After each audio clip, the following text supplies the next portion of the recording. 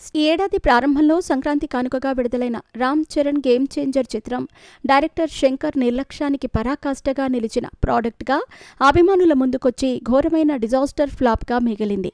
రామ్ చరణ్ అభిమానులు, మెగా అభిమానులు గేమ్ చేంజర్ని ఒక పీడకలగా భావించే పరిస్థితిని కలిగించింది ఈ సంక్రాంతి. ఒక్క మాటలో చెప్పాలంటే డైరెక్టర్ శంకర్ రామ్ చరణ్ కెరీర్తో ఆడుకునే ప్రయత్నం చేశాడు.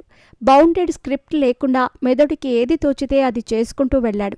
ఆయన పనితీరు ఎంత నిర్లక్ష్యంగా ఉండిందో ఈ చిత్రానికి ఎడిటర్గా పనిచేసిన షామీర్ మొహమ్మద్ రీసెంట్గా జరిగిన ఒక ఇంటర్వ్యూలో చెప్పుకొచ్చాడు. ఆయన మాట్లాడిన మాటలు రామ్ చరణ్ ఫ్యాన్స్కి రక్తం మరిగేలా చేస్తోంది. ఆయన మాట్లాడుతూ, గేమ్ చేంజర్ చిత్రం కోసం నేను సుమారుగా ఏడాది పాటు పనిచేశాను. 6 నెలలు పూర్తయ్యాక మరో నెల రోజులు ఈ సినిమా కోసం పనిచేయాల్సి ఉంటుందని మూవీ టీం నాతో చెప్పింది. నేను ఎడిటింగ్ టేబుల్ వద్ద కూర్చున్నప్పుడు ఈ సినిమా నిడివి 7 నుండి 7:30 గంటల నిమిషాల వరకు ఉండింది. దానిని నేను ఎంతో కష్టపడి ఎడిటింగ్ చేసి 3:30 గంటల నిమిషాలకు కుదించాను. ఆ తర్వాత మరో కొత్త ఎడిటర్ వచ్చి ఈ చిత్రాన్ని 2:30 గంటల నుండి 3 గంటలకు కుదించాడు. డైరెక్టర్ శంకర్ ఎడిటింగ్ కోసం ఒక తేదీని నిర్ణయించేవాడు.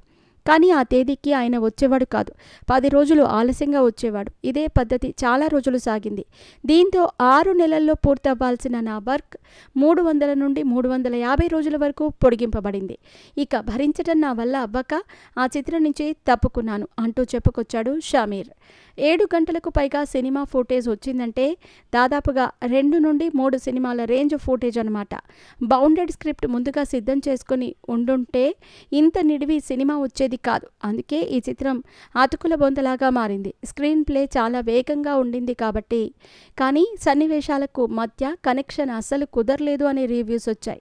అందుకు కారణం అర్థం పర్థం లేకుండా శంకర్ తీసిన 7 గంటల ఫుటేజ్ కారణంగానే. దీన్ని బట్టి ఈ చిత్రాన్ని ఆయన ఎంత తేలికగా తీసుకున్నాడో అర్థం చేసుకోవచ్చు.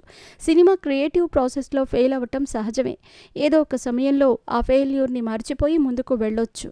కానీ ఇలాంటి తప్పిదాల కారణంగా ఫెయిల్యూర్స్ వస్తే భరించటం కష్టమే.